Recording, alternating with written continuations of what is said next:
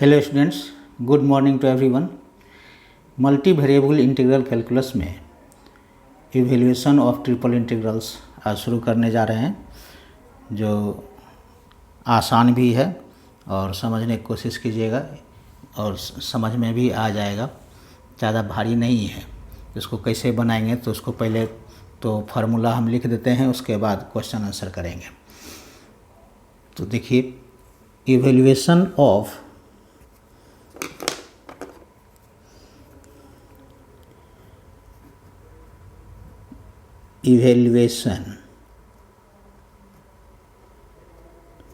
Evaluate करना होगा triple integral के। Evaluation of triple integrals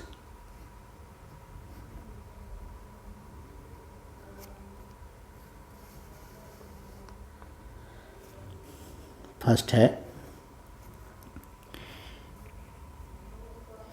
if the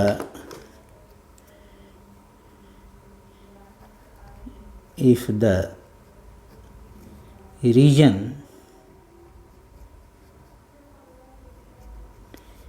V is specified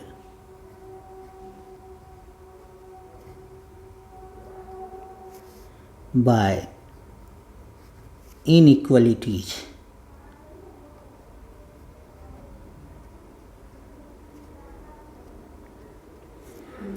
A is less than equal to X is less than equal to B, C is less than and equal to Y is less than and equal to D, and E is less than and equal to Z is less than and equal to F, and A, B, C, D, E and F are constants.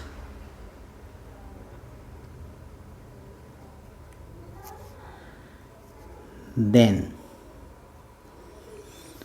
integration, triple integration V, function of x, y, z 3 dimension का है, इससे volume निकलता है, तो ये हो जाएगा dx dy dz is equals to हो जाएगा ये integration of a to b, integration of c to d, integration of e to f, function of x, y, z dx dy dz, यही हो जाएगा। This is equals to integration of a to b dx c to d dy and e to f dz. Since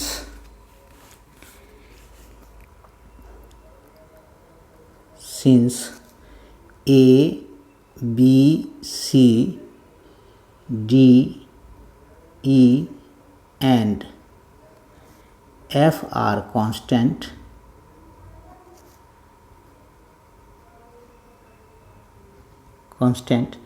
the order of integration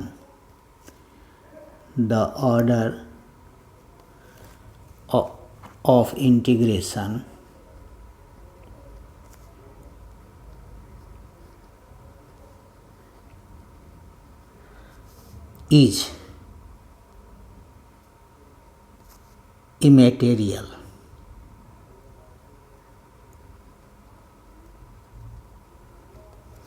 And integration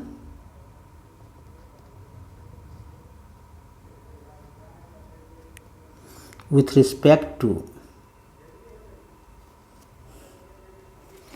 with respect to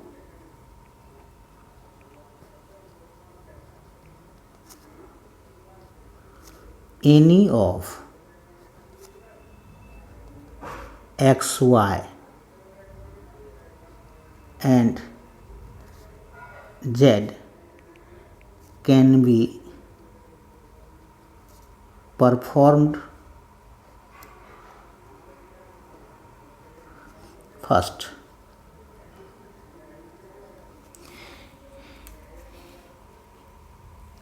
limit अगर constant दिया हुआ रहेगा, सब A B C D E F constant limit है, तो हम किसी के एक्स के रिस्पेक्ट में कर सकते हैं या वाई के रिस्पेक्ट में कर सकते हैं या जेड के रिस्पेक्ट में कर सकते हैं। इसमें कोई भी पहले किया जा सकता है, इसमें कोई रिस्ट्रिक्शन नहीं है। इसका यही है, कांस्टेंट हम चेक कर लेंगे। Constant X Y Z variable अगर नहीं होगा, कांस्टेंट रहेगा लिमिट दिया हुआ, तो उस हालत में हम क्या करेंगे कि किसी से भी हम किसी के रिस्पेक्ट में ये इंटीग्रेट कर सकते हैं पहले। यानी पहले अगर मान लीजिए जेड के रिस्पेक्ट में करेंगे तो उसका जो रिजल्टेंट जो आएगा, जो रिजल्ट आएगा, फिर उसको वाई के रिस्पेक्ट में करेंगे। यानी ये लिमिट पुट करने के बाद जो आएगा वैल्यू, तो उसको वाई के रिस्पेक्ट में इंटीग्रेट करेंगे। फिर जो वैल्यू आएगा तो फिर उसको एक्स के रिस्पेक्ट में एक एक करके बारी बारी से हम इंटीग्रेट करते चले जाएंगे। सो सिंपल, आसान है। अब नेक्स्ट क्या है,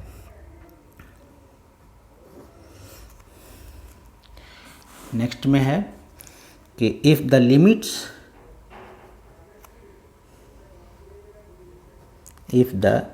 limits of z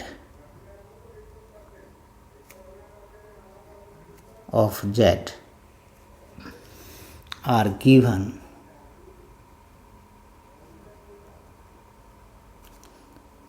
as functions of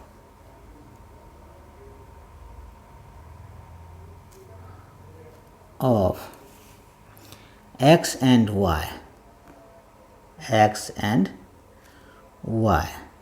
x और वाई के फंक्शन में दिया हुआ रहेगा, and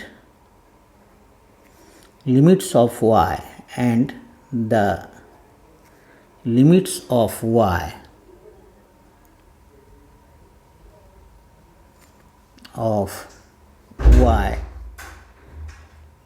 as functions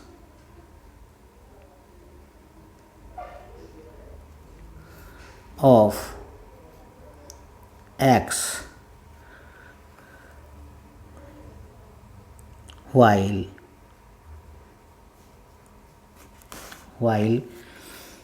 x takes the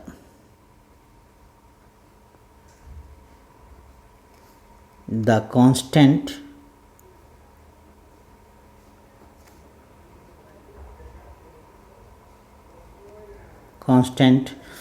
values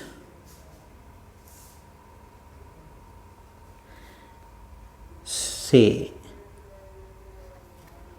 from A to B, मान लेते हैं from A to B, then क्या हो जाएगा, इंटीग्रेशन भी रीजन है function of X Y Z D X D Y D Z is equals to क्या हो जाएगा, ये integration of A to B, और इसको करेंगे ब्रैकेट में रख दीजिए इसको, और इंटीग्रेशन ऑफ इसको y1 हो गया, ये y1 x और y2 x, और इंटीग्रेशन ऑफ z1 z2, ये हो जाएगा एक्स वाई यहाँ है तो किसके रिस्पेक्ट में करेंगे, तो हो जाएगा function of X Y Z का, एक्स वाई जेड का किसके रिस्पेक्ट में, डी जेड के रिस्पेक्ट में करेंगे इंटीग्रेट। फिर डी वाई के रिस्पेक्ट में, क्योंकि यहाँ एक्स वाई है तो डी जेड के रिस्पेक्ट में इंटीग्रेट हुआ, और फिर यहाँ पर एक्स है वेरिएबल तो हम वाई के रिस्पेक्ट में करेंगे, यहाँ कांस्टेंट है तो डी एक्स लास्ट में डी एक्स के रिस्पेक्ट में करेंगे। ये हो गया, इसको घेर देते हैं, लास्ट में हम किसके एक्स के रिस्पेक्ट में करेंगे। Hence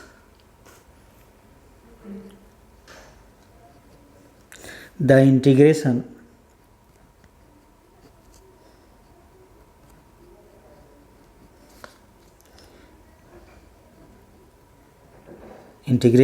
with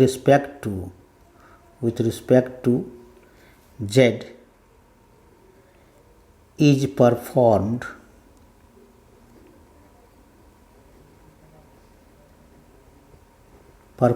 first regarding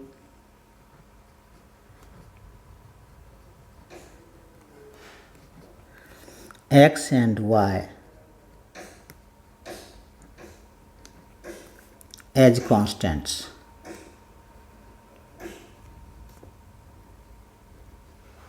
x Y क्या रहेगा, कॉन्स्टेंट्स रहेगा। Then the integration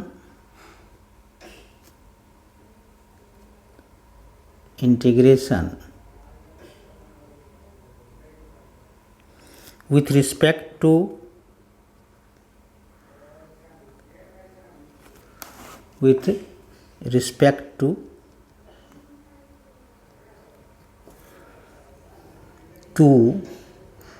y is performed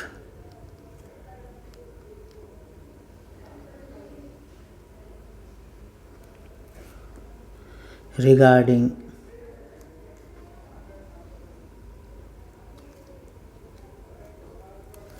x as constant,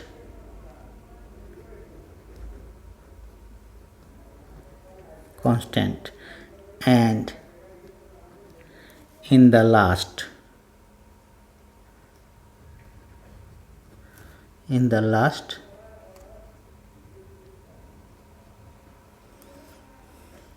the integration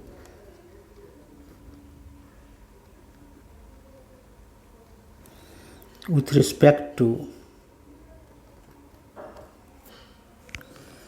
x is performed. Clear है?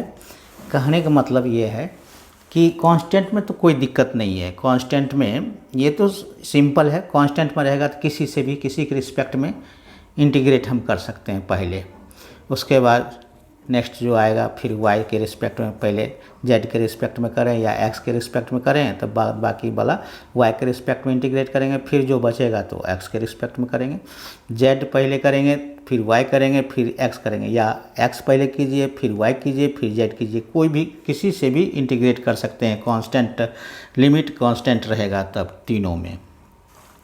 नेक्स्ट क्या है, अगर लिमिट एक में एक्स वाई है तो z के रिस्पेक्ट में करेंगे, अगर यहाँ केवल x रहता और z रहता तो क्या y के रिस्पेक्ट में पहले करते, अगर यहाँ पर y और z है तो फिर x के रिस्पेक्ट में पहले करेंगे।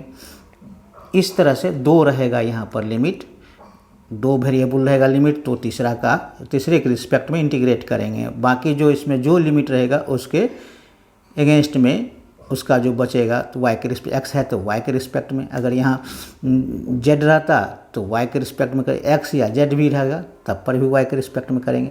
इस तरह से हम इंटीग्रेट पहले करेंगे, तो क्वेश्चन आंसर बनाने से पता चल जाएगा कैसे क्या करेंगे, है ना। सो सिंपल है, क्वेश्चन आंसर बताएंगे तो उसके बाद अपने आप समझ में आ जाएगा किसके रिस्पेक्ट में किसको इंटीग्रेट किया जा सकता है। आइए अब क्वेश्चन नंबर 1 से स्टार्ट करते हैं।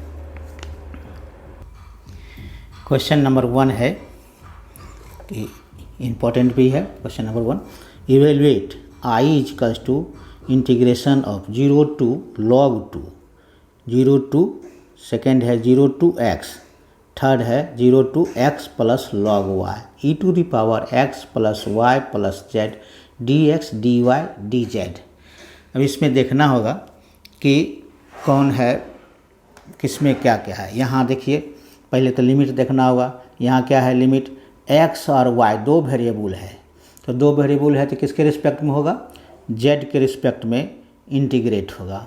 यहाँ केवल x वेरिएबल है तो यहाँ y के रिस्पेक्ट में, और यहाँ क्या है, यहाँ जो है 0 और log 2 दोनों कांस्टेंट है, तो लास्ट में जो बचेगा x के रिस्पेक्ट में इंटीग्रेट करेंगे। So simple. तो पहले करके देखते हैं सॉल्यूशन में। i equals to 0 to log 2 integration 0 to x, इसको छोड़ देंगे। अब किसका करेंगे, पहले z के रिस्पेक्ट में इसको घेर दीजिए। Integration of 0 to x plus log y e to the power x plus y plus z किसके रिस्पेक्ट में करना है, क्योंकि x और y दो वेरिएबल है लिमिट में, तो हमको dz के रिस्पेक्ट यानी z के रिस्पेक्ट में इसको इंटीग्रेट करेंगे। बाकी इसको जो बचा हुआ है dy dx लिख देंगे। क्लियर है। ये इसलिए लिखे हैं कि फिर बाद में y के रिस्पेक्ट में होगा, क्योंकि यहाँ x है वेरिएबल और यहाँ लास्ट में कांस्टेंट है, तो dx बचेगा, तो लास्ट में उसका रिजल्टेंट का ये करेंगे। क्लियर है। आशा है कि समझ में आ जाएगा। माइंड कंसंट्रेट कर करके समझने की कोशिश करेंगे तो सिंपल है, सो सिंपल, ज़्यादा भारी नहीं है ये, तो समझ में आ जाएगा। तब इसका इंटीग्रेट क्या होता है, e to the power x का इंटीग्रेशन होता है e to the power x ही होता है। तो e to the power x नहीं, e to power x plus y plus z क्या है, e to power x plus y constant है, z केवल वेरिएबल है, तो पूरा लिखाएगा। क्या लिखाएगा, देखिए, this is equals to integration of 0 log 2 integration of 0 to x, इसका लिखाएगा e to the power x plus y plus z। और क्या है हमारा, इंटीग्रेशन करके आया कितना, e to the power x plus y plus z, और ये है, ये लिमिट क्या है 0 to x plus log y, और यहाँ लिख देते हैं dy dx। क्लियर है। अब इसमें लिमिट पुट करेंगे, हम लिमिट पुट करेंगे, upper limit minus lower limit, integration of 0 to log 2 integration of 0 to x, और इसका क्या हो जाएगा, e to the power x constant है प्लस y कांस्टेंट है, z में केवल वेरिएबल में क्या रहेगा, यहाँ लिखाएगा plus x plus log y, z में केवल लिमिट पुट किया upper limit minus, upper limit minus lower limit, e to power x है प्लस y, अब प्लस क्या हो जाएगा 0, z के जगह पर क्या पुट करेंगे 0। क्लियर है। 0 देते या ना भी देते कोई दिक्कत नहीं। अब यहाँ लिख देते हैं dy dx। एकदम इत्मीनान से समझिएगा, समझ में आ जाएगा, बहुत आसान है, ज़्यादा भारी नहीं है। दिस इज इक्वल्स टू क्या हो गया, integration of 0 to log 2 integration of 0 to x। अब ये हो गया x प्लस x, कितना x 2x e to the power 2x plus y e to power 2x लिख दीजिए, into E to power y कर देते हैं, into E to power log y, E to power log y, E to power log y का मतलब y हो जाएगा, ई to power log y minus E to power x plus y dy dx। यही e to the power log y का मतलब हो गया y। This is equals to integration of 0 log 2 integration of 0 to x, और ये हो गया e to the power 2x into, इसके बदले में क्या लिखेंगे y, e to power log e to power y, यानी हो गया केवल y into e to power y। अलग अलग कर दिए, बेस सेम रहता तो क्या होता, पावर जुटता है तो ये x प्लस x 2x हो गया, e टू पावर y रहा, और ये log y, तो e to power log y का मतलब y हो गया, क्योंकि एक्सपोनेंशियल पर log फिर यहाँ पर e भी है, तो क्या होगा e to power y, e to the power log e to the power y, तो क्या हो जाएगा, केवल y हो जाएगा minus e to power x plus x, अब प्लस क्या x इंटू एक्स पर पावर y कर दीजिए, कॉमन लेने में आसान होगा, dy dx। इसी को हम क्या कर सकते हैं, अब अलग अलग कर देते हैं। This is equals to 0 to log 2 integration of 0 to x e to the power 2x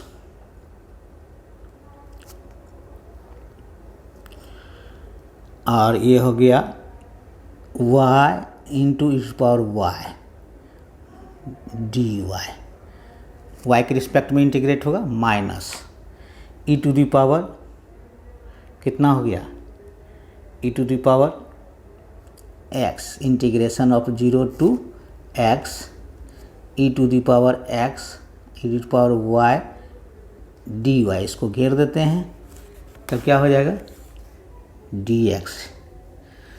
अब यहाँ देखना होगा e टू पावर 2x क्या है, कांस्टेंट टर्म है, तो e टू पावर 2x पहले लिख लेते हैं। अब इसका क्या होगा, y into e to power y dy, यहाँ क्या है, यहाँ है हमारा प्रोडक्ट ऑफ टू फंक्शन, ये हो जाएगा इंटीग्रेशन बाय पार्ट्स से ब्रेक होगा। यहाँ पर क्या है, e to power x constant है, e टू पावर y के रिस्पेक्ट में e to power x constant है, केवल e टू पावर y होगा यहाँ पर, क्लियर है। यहाँ जो हो जाएगा this is equals to integration of 0 to log 2 e to power 2x बाहर कर लीजिए। अब यहाँ पर करेंगे integration by parts, integration of parts, तो किसको कांस्टेंट करेंगे, तो यहाँ हो जाएगा y, ये हो जाएगा integration parts 0 to x y into e to power y dy, minus e to power x बाहर कर लेते हैं, और 0 to x e to power y dy dx। अब यहाँ लेना पड़ेगा इंटीग्रेशन बाय पार्ट्स, किसको कांस्टेंट करेंगे, ये हो जाएगा हमारा दिस इज इक्वल्स टू ये 0 टू log 2, ये हो जाएगा e to the power 2x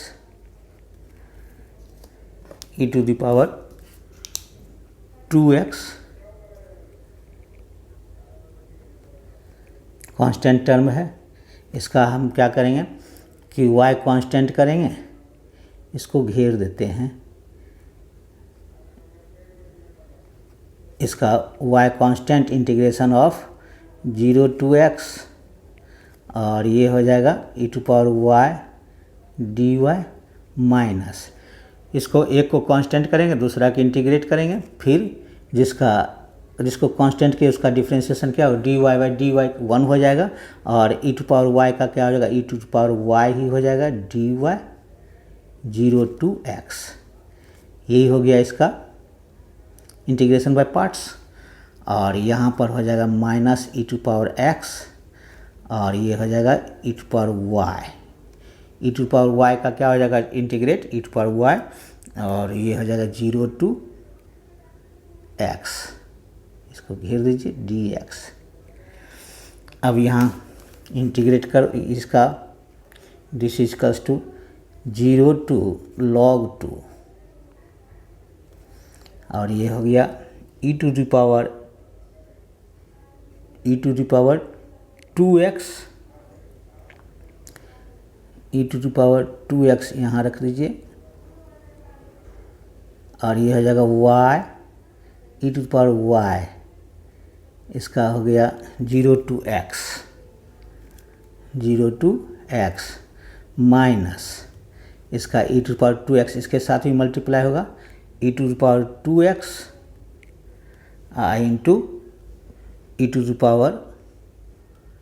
power y 0 to x। इसको घेर देते हैं यहाँ पर।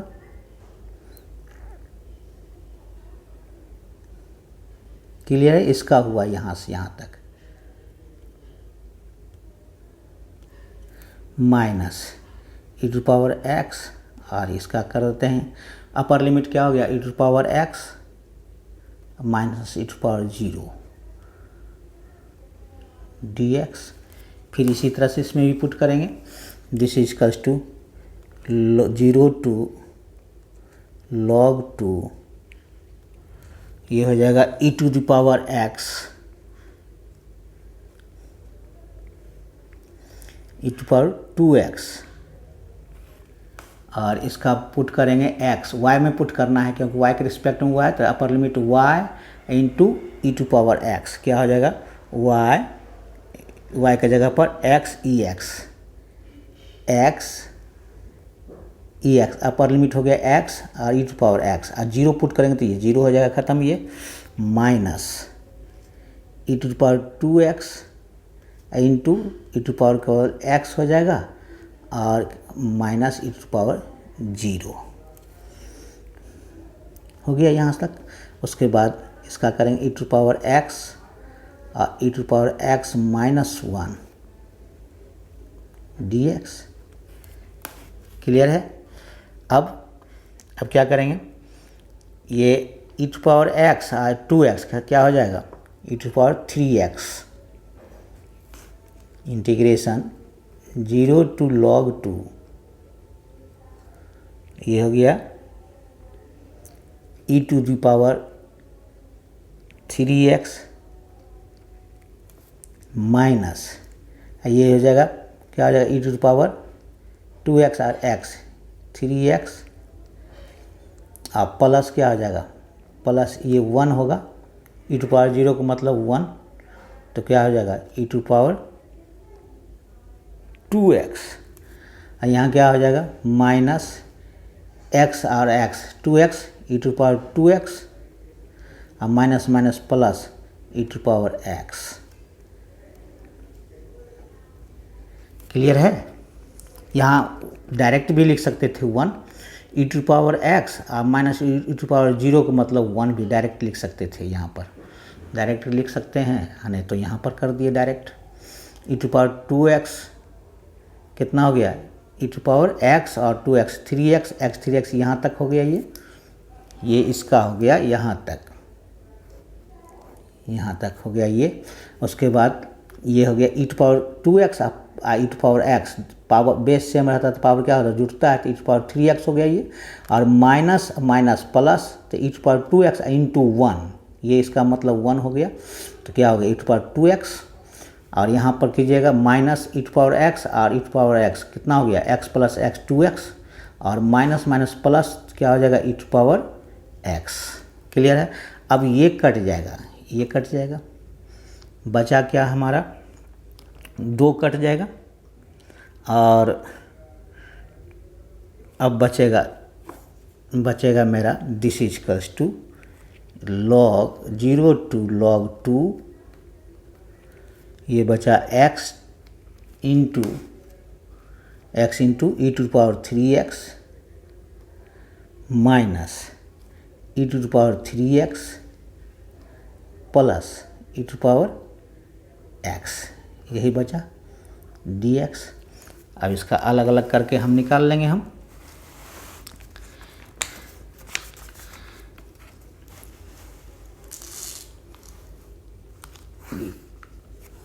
इसका क्या करेंगे फिर this is equals to 0 to log 2 integration of 0 to log 2 और ये हो जाएगा x e to power 3x अलग अलग कर रहे हैं dx minus 0 to log 2 e to power 3x dx और plus integration of 0 to log 2 e to power x dx, सबको अलग अलग कर दिए, कोई दिक्कत नहीं। अब यहाँ पर हम देखते हैं कि प्रोडक्ट ऑफ टू वेरिएबल्स है, तो ये तो हमको किससे होगा, इंटीग्रेशन बाय पार्ट्स से, तो इसका इंटीग्रेशन बाय पार्ट्स कर देते हैं। दिस इज इक्वल्स टू, कौन कांस्टेंट रहेगा, ये कांस्टेंट रहेगा, x कांस्टेंट करेंगे, इंटीग्रेशन किसका करेंगे, 0 to log 2 e to power 3x dx minus क्या होगा, 0 to log 2 और इसका हो जाएगा x का डिफ्रेंशिएट करेंगे तो dx बाई डी एक्स 1 हो जाएगा, और e टू पावर 3x का क्या होगा integration, e to power 3x ही हो जाएगा, और कांस्टेंट टर्म 3 नीचे आ जाएगा dx। ये यहाँ तक हो गया इसका, माइनस इसका हो जाएगा integration e to power 3x by 3, limit है 0 to log 2, प्लस इसका हो जाएगा इंटीग्रेशन ex, आ जाएगा 0 to log 2। क्लियर है। अब क्या होगा, दिस इज कस टू, ये हो जाएगा 1/3 x e to power 3x 0 to log 2 और माइनस 1/3 हो जाएगा, ये 1/3 और ये हो जाएगा e to power 3x by 3, ये हो गया e to power 3x by 3, तो e to power 3x 0 to log 2। Clear है। Minus 1/3 e to power 3x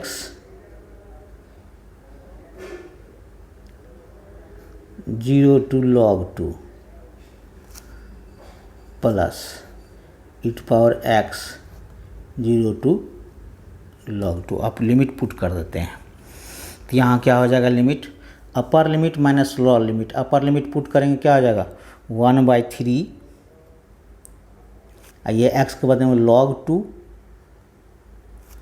e to the power 3 log 2 x में हम पुट करेंगे, और यहाँ 0 पुट करेंगे तो सारा 0 हो जाएगा, ख़त्म। 0 पुट करेंगे तो क्या हो जाएगा, x में 0 पुट करेंगे लोअर लिमिट तो 0 ही ख़त्म हो गया, माइनस 0 होता तो लिखने की ज़रूरत नहीं है, माइनस अब ये लिखते हैं 1/3, तो 1/3 के बदले में क्या लिखेंगे, 1/3 ये हो जाएगा, ये 0 to log 3 log 2, 1/3 3 log 2, यहाँ हो जाएगा, यहाँ होगा ये इसका 3 होगा, 3 1/3 पहले से था ही, इसका 1/3 हुआ, और इसका हो जाएगा इंटीग्रेशन 3, यहाँ लिखना भूल गए, तो ये हो जाएगा।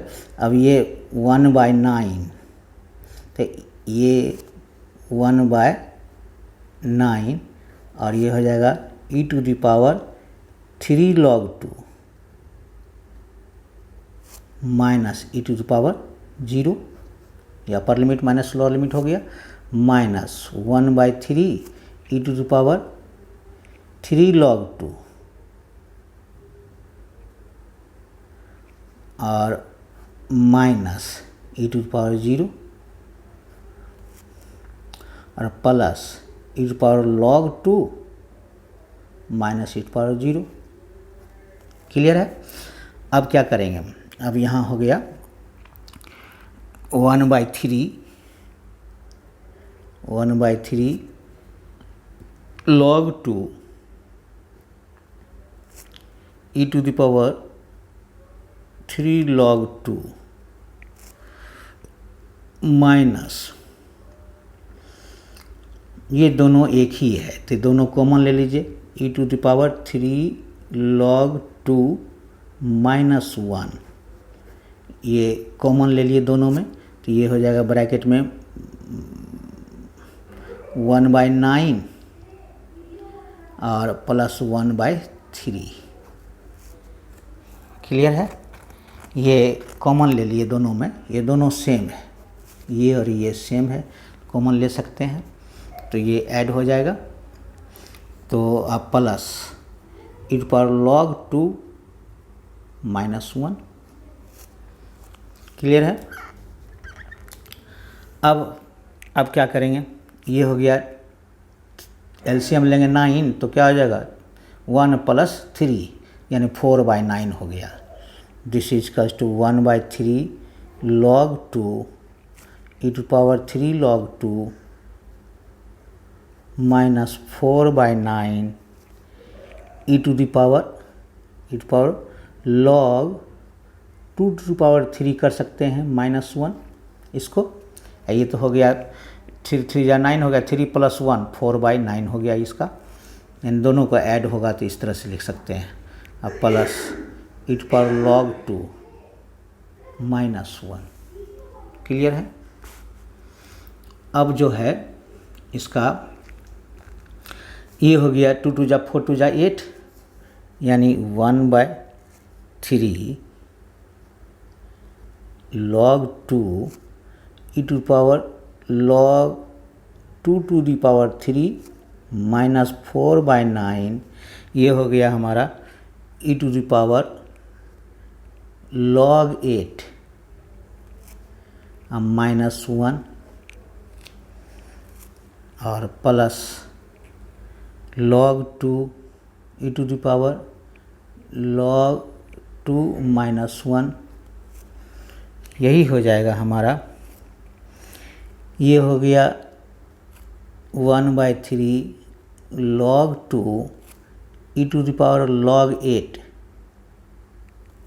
यहाँ एक्सपोनेंशियल रहेगा ही लॉग में, -4/9 ये हो जाएगा हमारा एक्सपोनेंशियल e⁻log 8 है, तो यानी हो जाएगा 8 - 1। अब प्लस यहाँ हो जाएगा 2 - 1, यहाँ e⁻log 2 तो यानी ये हो गया 2 e⁻log 2 का मतलब हो गया 2। उसी तरह से इसका भी मतलब log e⁻log 8 का मतलब हो गया 8। क्लियर है? एक्सपोनेंशियल पावर एक्सपोनेंशियल 8 हो गया, 8 इधर आएगा तो e⁻1 हो गया, यानी 8 अगर इधर करते हैं तो e रहेगा तो 1 हो जाता है, यानी 8 × 1 1 हो गया, 8 हो गया। क्लियर है?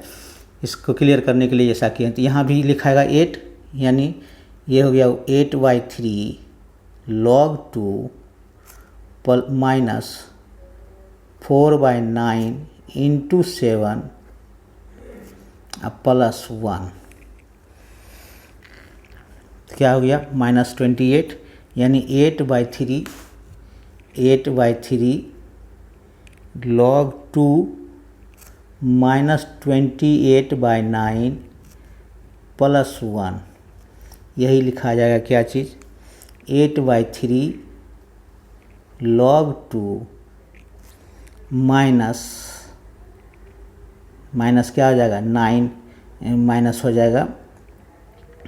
ये अगर करते एलसीएम लेते हैं तो 28 -9 इसका एलसीएम लेंगे, यानी 1 - 28/9 करिएगा, यानी इसी को इस तरह से कर सकते हैं कि 1 माइनस यानी दिस इज का एलसीएम लीजिएगा 9 -28/9 ये हो जाएगा दिस इज का टू 8/3 log 2 -19/9 यही आंसर हो गया। ये आंसर हो गया। अब ज़्यादा भारी है नहीं, दो जगह कम से कम ये करना पड़ा, इंटीग्रेशन बाय पार्ट से निकालना पड़ा, इसीलिए लंबा है थोड़ा। और इसको समझने के लिए आसान है यहाँ पर, ये तो समझ में आ गया। E to the power log e to power 2 मतलब 2 होगा, यानी e to the power e 1 होता है, x to the power log x to the power x 1 के बराबर होता है। तो ये क्लियर है। नेक्स्ट क्या है, नेक्स्ट क्वेश्चन जो है वो देखते हैं। क्वेश्चन नंबर 2 जो है आप ट्राई करके देखेंगे, ये भी इम्पोर्टेंट है। तो नेक्स्ट डे हम इसको सॉल्व करेंगे। Evaluate I is equals to integration of 1 to e 1 to log y, integration of 1 to e to the power x log z dz dx dy। बहुत इम्पोर्टेंट है ये क्वेश्चन, और इसको कोशिश करेंगे सॉल्व करने के लिए। नेक्स्ट डे हम नेक्स्ट लेक्चर में इसको हम सॉल्व करेंगे। तो आप ट्राई करके देखेंगे तो आसान रहेगा। नेक्स्ट में ये इम्पोर्टेंट भी है, और इसको ज़्यादा कोशिश कीजिएगा एक आध बार बनाने के लिए, 1-2 बार, तो आसान नज़र आएगा। तो यहाँ थोड़ा सा हिंट दे देते हैं। हिंट क्या है कि यहाँ देखिए 1 to e to the power x कौन वेरिएबल है, x वेरिएबल है। और यहाँ क्या है 1 to log y कौन वेरिएबल है, y वेरिएबल है। ये क्या है 1 to एक्सपोनेंशियल e है, तो ये कांस्टेंट टर्म है। तो हम यहाँ क्या है log z, तो e टू पावर x है, तो किसके रिस्पेक्ट में करेंगे इंटीग्रेट, z के रिस्पेक्ट में, dz के रिस्पेक्ट में हम इसको इंटीग्रेट करेंगे पहले, और उसके बाद जो आएगा तो फिर यहाँ y है, तो y को किसके रिस्पेक्ट में करेंगे इंटीग्रेट, y है तो z के रिस्पेक्ट में हो चुका है, तो बचा क्या y। तो y के रिस्पेक्ट में नहीं करके हम किसके रिस्पेक्ट में करेंगे, x के रिस्पेक्ट में करेंगे, dx log y है इसीलिए वेरिएबल y है, इसीलिए dx के रिस्पेक्ट में करेंगे। जो इसका आएगा रिजल्ट आएगा उसको हम dx के रिस्पेक्ट में हम इंटीग्रेट करेंगे, लास्ट में हम dy के रिस्पेक्ट में इंटीग्रेट करेंगे। यही इसका है, तो आप बनाने की कोशिश कीजिएगा। इम्पोर्टेंट भी है और क्वेश्चन ये आता भी है। तो आज के लिए इतना ही है। नेक्स्ट लेक्चर में हम यही क्वेश्चन के साथ आएंगे और कुछ क्वेश्चन बनाएंगे जो कि आसान भी है, बड़ा है लेकिन आसान है। ये कहने का मतलब ये है, बड़ा है थोड़ा सा, तो बड़ा से कोई मतलब नहीं, क्वेश्चन आसान होना चाहिए। तो आज के लिए इतना ही। नेक्स्ट लेक्चर के साथ फिर हाजिर होंगे। Thank you.